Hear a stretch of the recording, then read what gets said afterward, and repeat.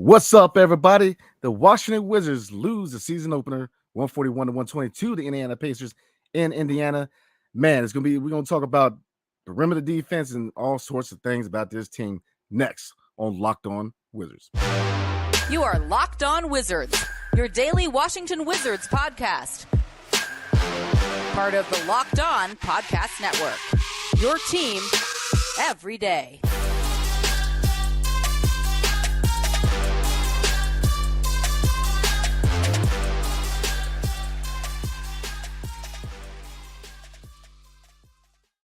What's good, everybody? It is your co-host for the 2023-2024 regular season, your boy Brandon Scott, with my guy, the real Ed Oliver. Thank you for making Locked On Wizards your first listen every single day. We are free and available wherever you get your podcasts and on YouTube, part of the Locked On Podcast Network, your team every single day. Today's episode is brought to you by PrizePicks, the easiest and most exciting way to play daily fantasy sports. Go to prizepicks.com/LockedOnNBA and use code all lowercase LockedOnNBA for the first deposit match up to $100. So Washington Wizards opened the season in Indiana against the Pacers. We predicted it. The Pacers ran and they kept on rolling, man. Obviously a lot of issues as far as the defensive end, but looking at the stat line, what lost the game, man? Was it the lack of perimeter defense or was it the lack of production on the bench? What do you think? It was a combination of things. They actually started out pretty well. Jordan Poole was getting to the basket. Kuz was getting to the basket. They were running in transition. The Wizards were running the floor. Tyus Jones started off really hot. He had an and 1 3, hit a couple threes to start off the first quarter and the first half. Denny was decisive getting to the basket. Then that second quarter came, and the bench came in. I thought West kept the bench in a little too long, didn't put Poole back in, didn't put Kuz back in or Gafford back in, even though Gafford was in foul trouble. The time he put Gafford back in, he had 3 fouls, and he fouled out, got 4 fouls. And Tyrese Halliburton, he just looked like a quarterback out there. I do want to address West benching the guys with 7 minutes left, just waving the white flag. I do think that's loser mentality. I did not agree with that decision. I know the game was getting out of hand, but still just benching your guys with 7 minutes left because the Pacers had a lot of their starters in. They still had Halliburton in. They had Miles Turner. But when they saw that, they're like, Rick Carlisle is like, why do I keep my guys in? I might as well bench my guys if you're going to bench your guys and you're not even really going to compete. So it's going to be a long year. I mean, we knew that they weren't going to win a bunch of games, but now the over-under was 24. I certainly see under for sure. And then just the paint defense is bad. The perimeter defense is bad. We don't rebound. We only gave up 10 offensive rebounds, but we gave up – how many guys were in double figures for the Pacers? 1, 2, 3, 4, 5, 6, 7, 8. 8 guys were in double figures. They let Bruce Brown hit 6 threes. Yeah. 6 threes. Bruce Brown went 6 for 8 from the 3.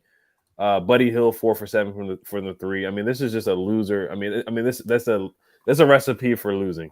You know, I mean, if they're gonna play like that every night, then it definitely will be. You're looking at 15-67 or maybe even 10-72. You don't have much depth from the big man standpoint or front court standpoint. Even though Gallinari hit a couple of threes to start off too when they were hot. But and I saw in the preseason they weren't able to rebound. They weren't able to get stops. They get dominated in the inside. Jalen Smith was able to do whatever he felt like doing in the paint as well at times. So it's going to be a long season, man. It's going to be a long season. And they're not playing like they're playing some of the veterans over the young guys. It's a clunky unit. And then we talked about this with the rotation too. It's a clunky, weird fit with guys. You know, DeLon Wright, I expect him to get a lot of playing time too. But Bilal got a little bit of time here and there. You know, how many minutes did he end up with? He ended up with 23 minutes. So I thought he got a good amount of minutes, but I thought he could have played a little bit more at times. But the rotation it's definitely wonky. It's a wonky roster, and Will Dawkins in the front office. I thought they could have addressed the big man spot a little bit, but I think their intention right now is really just to evaluate and see what they have. They don't plan on really winning a lot of games. I think they just want to get the best draft capital that they can get, and it certainly showed tonight. So. Kuzma had some good moments, 25 points. Poole had some good moments, but of course, he was 0 for 6 from the 3. A lot of dribble, step back, dribble between the legs, step back. That's what you're going to get from Jordan Poole. There's going to be some good nights and some bad nights from him, but it was definitely a rough night for sure, from top to bottom. I'll say this, man. They played exactly how we thought we were going to play. Mm-hmm. I mean, they're not going to be good, man. I mean, I try to be an optimist. I feel like they, the chemistry, they're getting along, the culture. But I mean, and we're going to talk about it, man. The same issues from last year. I mean, where do you start with this? Perimeter defense is trash, man. Like they can't defend the three. I mean, their rotations are slow. There's no communication on the defensive end. You know, you saw where it was Gafford and Denny kind of, talking back and forth, and because nobody knows who's guarding who. Like they're so slow in rotations on defense. It's ridiculous. Look at the stats. They shot 46.5% from three. Like you said, Bruce Brown shot 6 for 8. Bruce Brown. I'm not saying Bruce Brown can't sit back there and hit threes, but come on, man. We got Bruce Brown looking like Clay. I mean, come on, man. I mean, but again, it's a rebuild.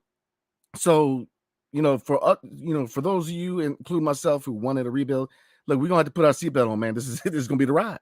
This is the itinerary. They're gonna be bad. If you look at the Pacers, they're kind of a 41-41 team, trying to find a way, within the next couple of years, a piece here and there. They could be a really good team in the East, man, especially with Halliburton running point, man. They look solid. I like what I saw from Indiana, but for my boys, man, Lord have mercy. I mean, Gafford, 4 fouls in the first half. I mean, Gaff ain't it, man. Gaff ain't it. I get it. We're trying to be trash, and look, we have checked that box. We definitely gonna get a top 5 pick because he ain't it at center, man. Long term, he ain't it. He ain't it. Go get Sarr, go look at Bradshaw, do whatever. But he ain't it, man. He shows no passion. He shows no energy. He's just, he's clapping his hands, and it's like, what are you doing, man? Stop doing what you're doing. 4 fouls in the first is unacceptable, in my opinion. The paint is wide open. Wide open. I mean, you got guards going in to get rebounds. I mean, there's a few plays in the second quarter where Hill's driving the lane with ease, and Gafford's right there. Hill's just driving in. Boom. Easy layup. Now, this defense is an issue. And the fact that, we both said that the first 2 years of Wes Unseld was very underwhelming, but I would kind of like to see how he does with a young roster, let this front office find the personnel to implement into his defensive system. But really, what defensive system, man? Like, perimeter defense, we're bad. Interior defense, we're bad. We on transition, we get killed. Communication, rotations are slow. I mean, defensively, I don't see the defense. It's just no effort. There's a few games in preseason where they at least showed effort, where, they got in the passing lanes. They showed effort. But, I mean, there was still, times here and there. I mean, if you look at the stats, Kuzma got a couple blocks, Gaff a couple blocks, Tyus got a steal on the block. So, there were people that are active. DeLon's his usual self, three steals, but what are we doing? Like, center position is an issue. The fact that they didn't address that is going to continue to be an issue. So, looking at this game, man, I was an optimist saying that, you could have, because we played them rough, we played them tough last year. So I thought that, but no, Indiana did whatever they want. And this is going to be the script, man, for the season, because teams know what our weakness is, which is we are so slow with rotating on defense that every time Mathurin was hitting shots. I mean, and they said back to how many times did you see even Miles Turner pump fake at the 3-point and they still have enough room to shoot a 3? It's like, no closeout, no passion. It's just, but like I said, put your seatbelt on because you're going in for a ride. Real quick, man. I do believe the first unit looks solid. Kuzma 25 points, 9 for 18 for the field. Poole, look, that's another thing. We know what we're gonna get with Poole. You're gonna get a lot of high scoring nights, or you're gonna have nights where there's gonna be turnovers and a lot of 0 for 6 nights from 3 because he can tend to be a black hole. Too much isolation. He's got to learn I believe that for Jordan Poole to be successful, he's got to learn how to use the talent around him, man. Get other people involved. Don't hold on to the ball for the first 18 seconds of the clock. And then, because I have PTSD from Spencer Dinwiddie doing that, man. Hold on to the ball 18 seconds and hop potato it out. No, he's got to get more efficient, man. Stop these, don't rush the shot. Let the game come to you. Because I think Jordan Poole will get there. But again, 0 for 6, 7 for 18. Tyus Jones, real quick, did look solid. 16.6 assists. But the second unit, man, outside of Gallo, yeah, Kispert 11 points, but it came on 4-11 for shooting overall and 1 for 5 for 3. So, we're going to talk about it in a bit, man. New season, same issues.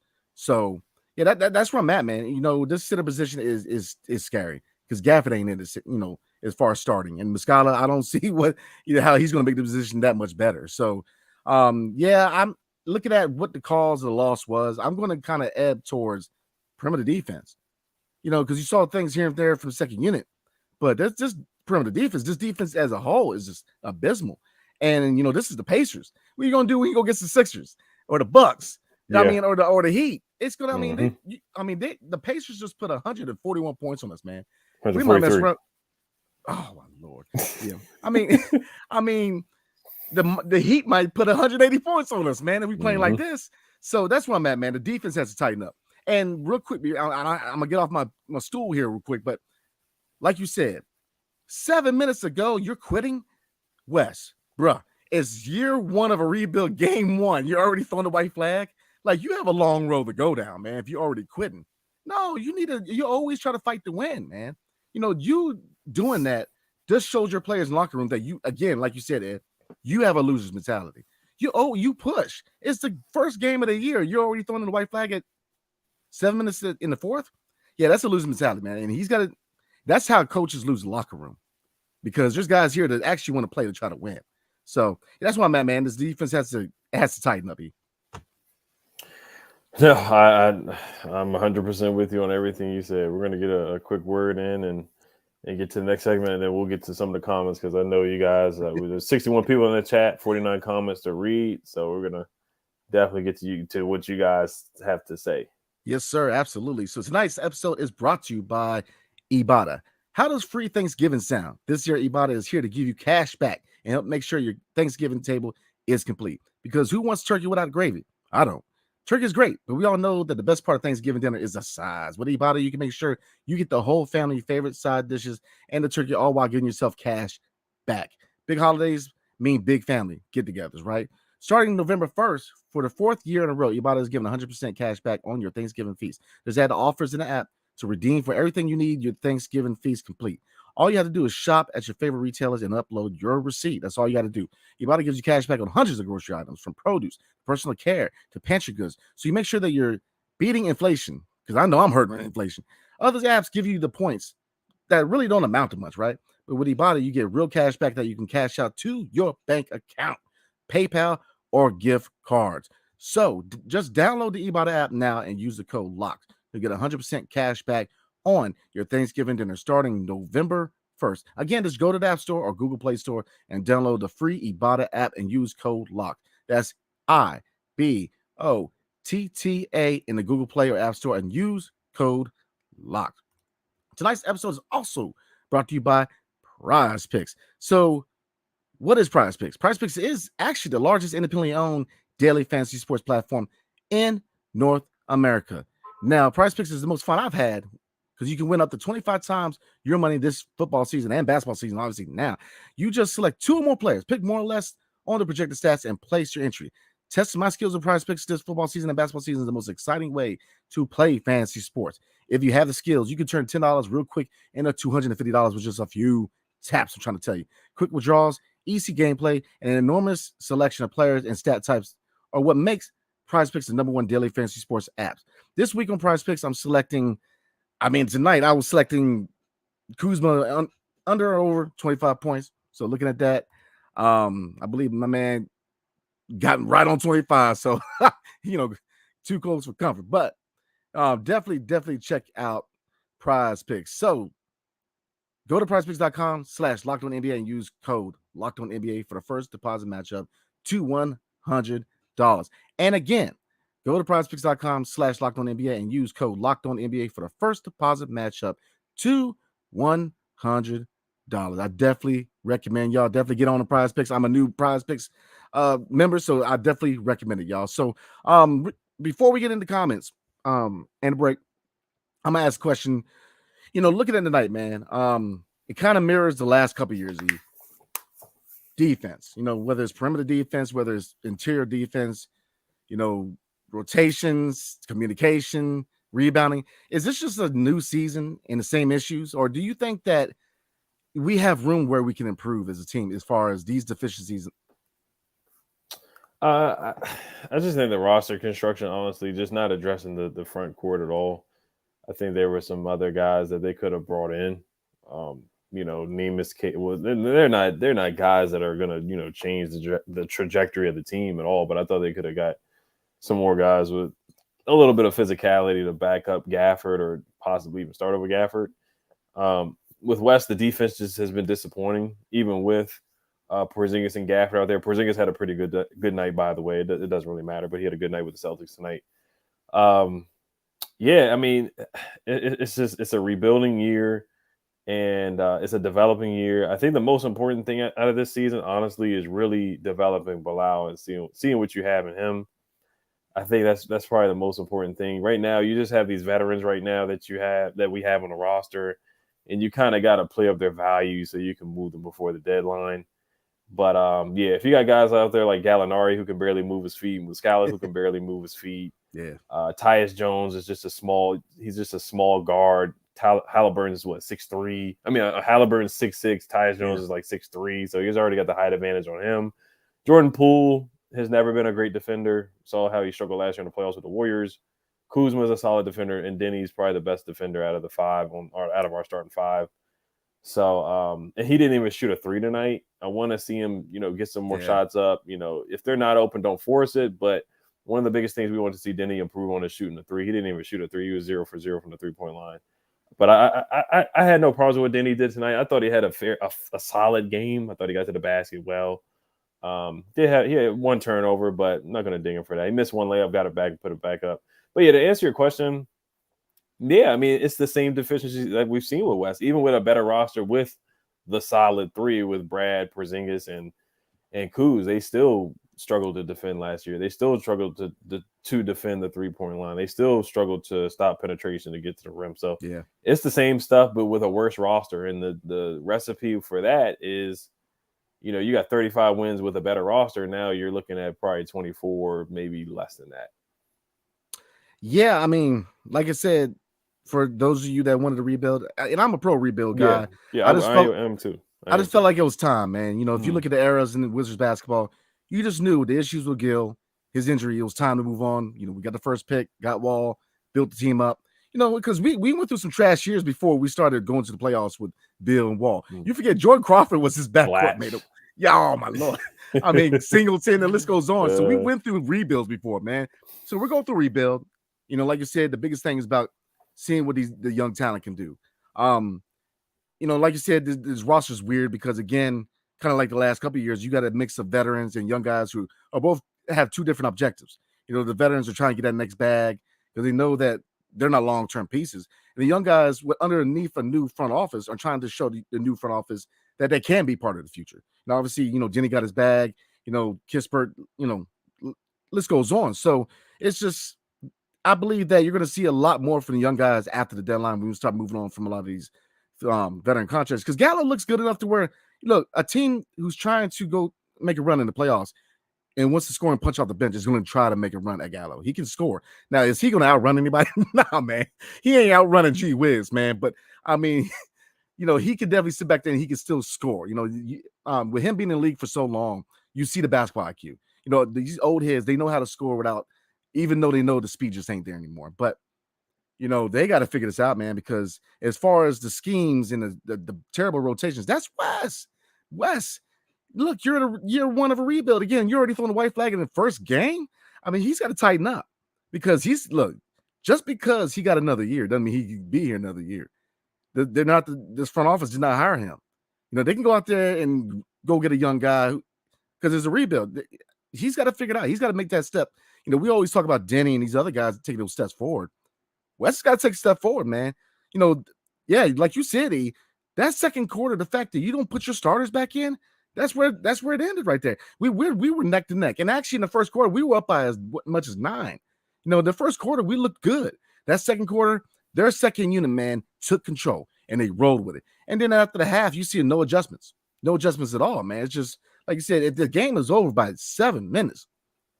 Wow. And again, Indiana, I'm not going to disrespect Indiana because they're a good team. They're young, still finding a way. They're not, the jury's still out. They're going to be playing, whatever, but they definitely a young team who has eyes set on within the next 2 to 3 years being a force in the Eastern Conference because they have a lot of nice talent, man. I mean, Nembhard was playing hard. I mean, Jalen Smith, I mean, the list goes on. They came to play, man. So, the Wizards are definitely looking like a top 5, if not a top 3 pick team, which in the long run is a good thing. But, as far as people and their place in this organization, West right now is coaching for his job. And if he's going to coach like this, he may be gone by midseason, man, because this defensive system is not very defensively. So, yeah, the only thing is they just gave him that extension.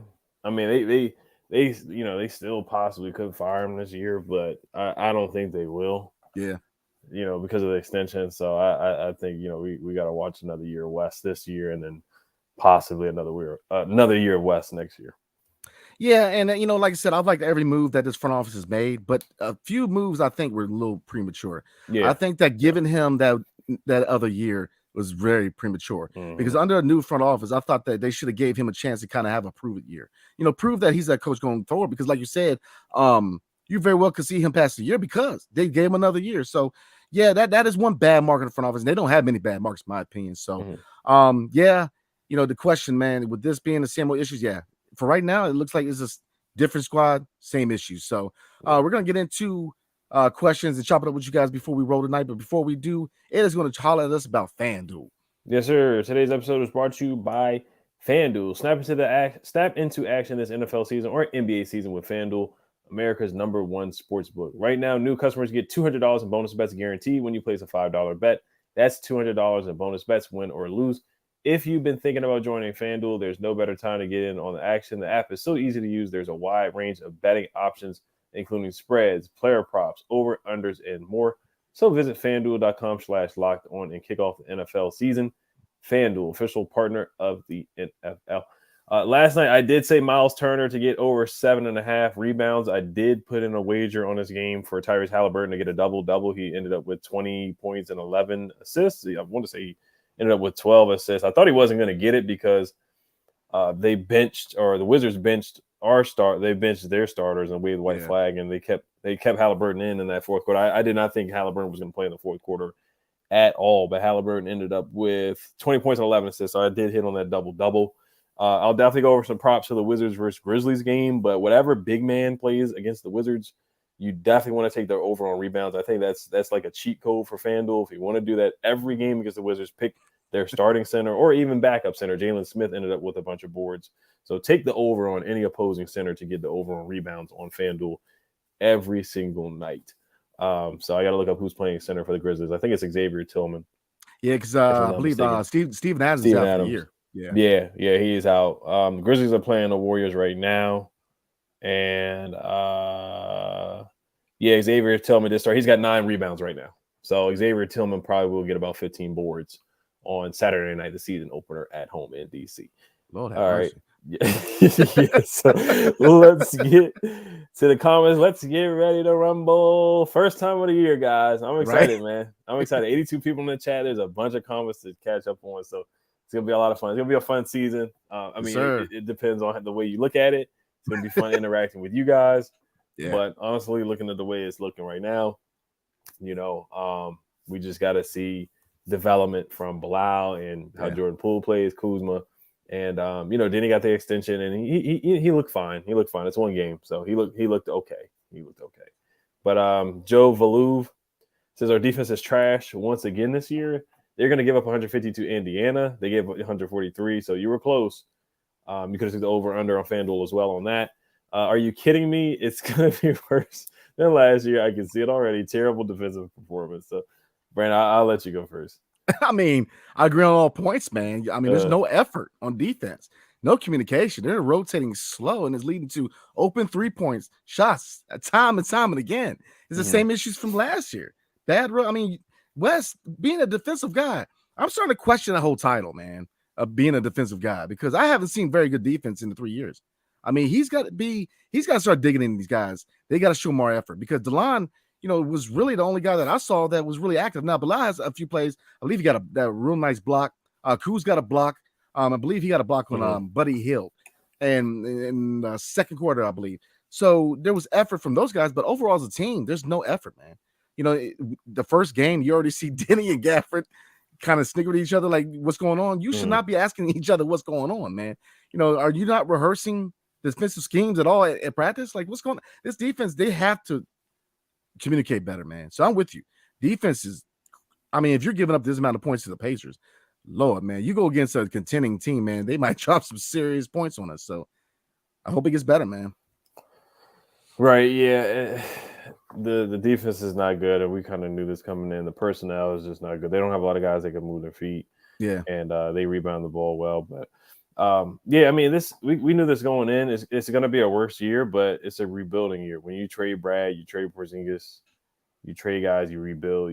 We knew that this was going to be your worst team. So you got to buckle up and be ready for the growing pains. And I really do want to see them play the young guys sooner than later. But of course, I get it. They got to play some of the veterans to get up trade value for sure. But 143 to Indiana.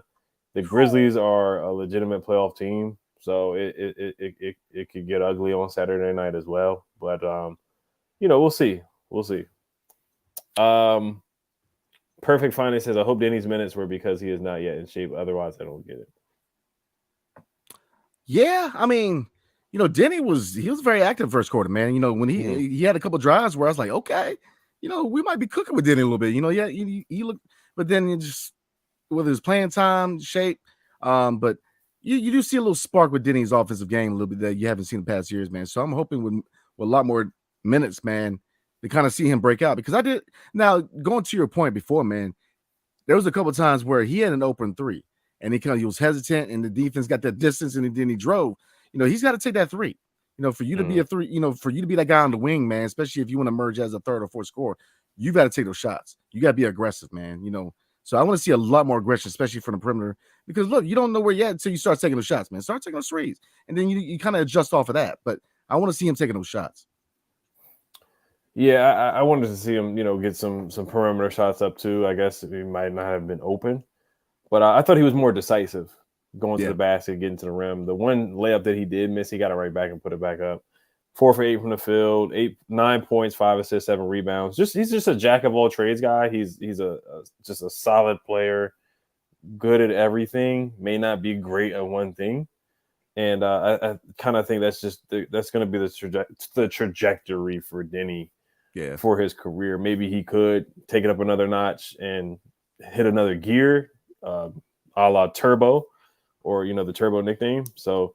But I thought he played solid. 21 minutes, yeah. If it was a more competitive game and West didn't wave the white flag, then he probably would have got 25 to 28 minutes. But he really should be getting 30 to 35 minutes in a competitive game. So 21 minutes is definitely low. But you look at some of the other guys. Poole got 26, Kuzma got 25, Gafford 21 in foul trouble. Tyus Jones ended up with 28. Corey Kispert had 24 minutes. Corey Kispert had an up and down game, 1 for 5 from the 3. He missed a dunk. He got to the basket a couple of times. There were some times where he was guarding Tyrese Halliburton. That's just a mismatch. Yeah, for sure. I thought West should have put Bilal on Tyrese Halliburton. Bilal blocked Tyrese Halliburton on one possession, and I thought that was something that West should have did. We talked about that last night too, where Bilal potentially could be the best defender. DeLon Wright is a good defender too, but you got to put a guy with long arms against Tyrese Halliburton. And I know Bilal probably would have had his ups and downs against Tyrese Halliburton because he's the all-star guard. I'm going to say Bilal would have stopped him, but he would have made it tough for him. Might have made it tougher than on Halliburton. Yeah, it's just he's got to work on his rotations there, Wes. So yeah, like you said, as far as minutes, man, 21 just ain't enough for Denny, man. Like you said, I'm with you. Expectations for probably the first unit is probably 30 minutes. I want 30 minutes first unit, man. Now Gaff, 25. You know what I mean? But definitely 1 through 4, man. I want to see 30 minutes a night. Right.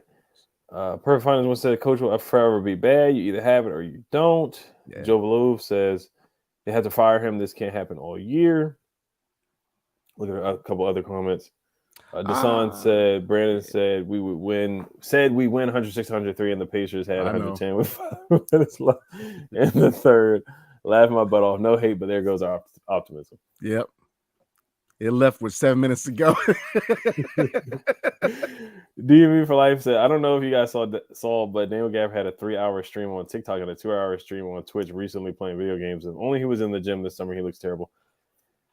Yeah, I don't get on TikTok and stuff like that. I don't know about you, Brandon. Twitch. Nah. I don't get on Twitch, stuff like that. I'm a young guy, so I just haven't really gotten into the TikTok thing, to be honest. But I did not see that. I know guys go out and have fun and do stuff like that. They play a lot of video games. They have a lot of downtime, after shoot around. So I get it. But I don't know what Gaffer's work ethic was this year. just looking at his body, he didn't really get much bigger. I was looking at Jalen Smith. He definitely bulked up a little bit. Yeah, for sure. absolutely. He certainly was really skinny at Maryland. That was 5-6 years ago now, but it took him some time. But I think Gafford, he may need to talk to Jalen Smith about that same weight training program, whatever Jalen Smith is doing. I think Jalen Smith certainly bulked up. Well, I'll tell you what, man. I mean, if you don't like the responses, maybe you don't need to be on TikTok, man, because people look, when you're in the public eye, they're gonna get on you, man. And his being out of shape and being winded has been his MO since he's been in DC, man. That's been one knock against him is his work ethic. And if you look at the NBA, especially, it's sports period, but in the NBA, what separates you from the average to the extraordinary? It's that putting that time in the gym, right? Getting in there, putting shots up, working on your game.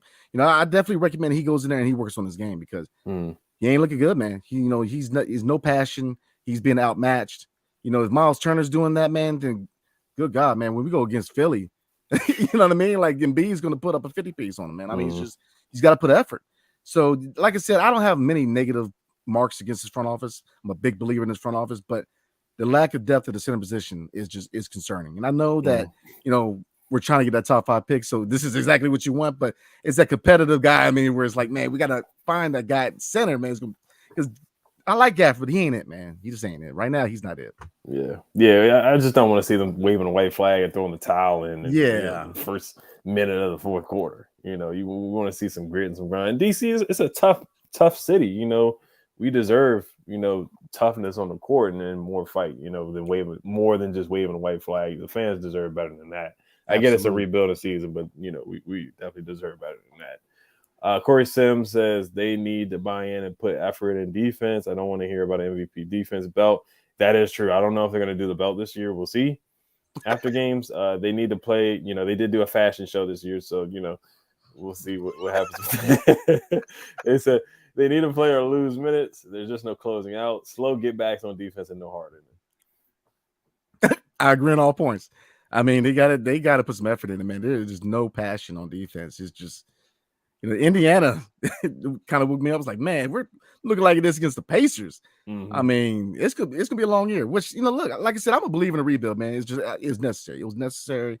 I'm ready to go through the season with games like this. I'm fully behind it, man, because I've been through many seasons like this before, so I'm with it. But you still want to see progress. You know what I mean? Like you want to see effort.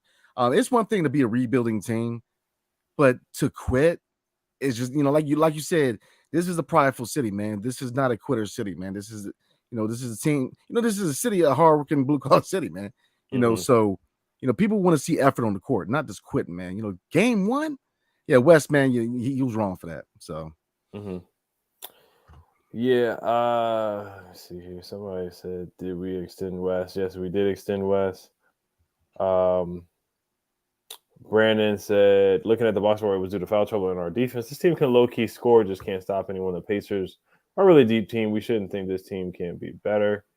The Pacers are a deep team. I think they're a good team, but be realistic where they're going to end up in the Eastern Conference. They're probably going to be around that play-in 7th, 8th seed. So there's going to be a couple of teams that are certainly, like Boston's better than them. The Heat are better than them. Yeah. The Bucks, we haven't played them yet. Of course, the Sixers are better than them. Even with the things going on with James Harden, they're still better than the Pacers. So there's about 5 or 6 teams that you can name that are better than the Pacers that we're gonna go up against in the Eastern Conference. I don't even think I said the Miami Heat, so that's 7 right there. Cavs. Yeah, Cavs. Yeah, Raptors. Oh my gosh. Yeah, Cavs, Raptors, Jared Allen, Evan Mobley. They're just gonna feast when they play us. Donovan Mitchell's gonna feast. So I don't want to be too pessimistic, but we definitely have to really, really, really be realistic with this team. And somebody said Denny was good. This is Yoni Halevi, so this may be a biased comment here towards Denny, but he said Denny was good, Kuz was good, Corey was good, Poole's a turnover specialist, traded him for a bag of chips. I mean, nah. I mean, Poole ain't going nowhere. I mean, we know what he can and can't do. Obviously turnover is going to be an issue. A little too much dependency on ISO. He's got to learn to use the talent around him, but I think Poole's gonna be all right, man. He's a young player, man. He's got to let this coaching staff kind of evolve him as a player because he's young. He's going to find his way. Kispert is what he is. He's a shooter with a high basketball IQ who can cut. But Denny's got to show more aggression. He's got the bag. We know we can do on defense. Offensively, he's got to be more aggressive, man. Absolutely. Yeah, MO, we'll read a few. We'll probably say something for tomorrow as well. Yeah. MO say goodbye West and bye Ron Rivera. Yes. Oh my gosh, Ron Rivera. It's time. It certainly is time for Ron to go. It's time for Riverboat to get on that boat and go. For sure. Josh Cotton, thank you, man. We miss you, family. Glad you feel better. Thank you. And shout out to Brandon for holding it down, man, because I missed a couple of episodes. I was definitely under the weather. It is that time of year. So I'm glad to be back. Shout out for Brandon. To Brandon for holding it down. This will be the last one, and we'll probably wrap it up. He says, gotcha. XXR.XXS. What's going on with Corey Kispert? I thought he stood out at the end of last year, passed up shots and got abused on the defensive end.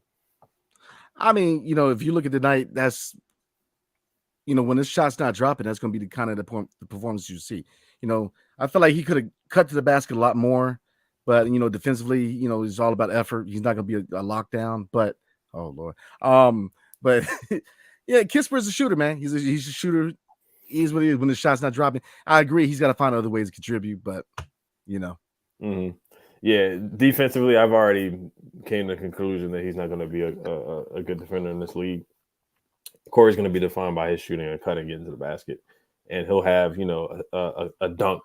He'll dunk on somebody once every, once in a not a blue moon, but he will rise up and dunk on somebody. He really will. He really is capable of doing that. Billy Shokor, we know what the news going out right now. We're not going to comment too much about this coming from Billy Shakur talking about Dwight Howard. We're not going to talk about that too much. Crystal Scott, thank you. Says welcome back. And Izzy Policarp, he mentions us on Twitter a lot. He's a huge Wizards fan. He said, I'm going to the home opener, but I don't know if I really want to go now. And me and Brandon, we were talking about this earlier, how Ted Leonard's got those new seats in there where it costs like $10,000 or something like that for the season. Yeah, the Hennessy Lounge. Right. You don't need some Hennessy. So we'll wrap it up on that note. I don't know how many people are going to be sitting on those seats for the season opener. I am interested to see how that goes. But we just want to thank you guys for tuning in. Of course, 92 people in the chat for the first game of the season. We hope you guys stay in the chat. Yes, sir. And it's that amount of people for the season. Win, lose, or draw. We hope to see you guys in the chat after every single game, whether it's a stinker like this or we get a win. We definitely would love to chop it up with you guys. 81 more games left, so it should be a fun season to talk with you guys for sure. Make sure you guys hit that notification bell, subscribe. Hell to the Wizards. Peace.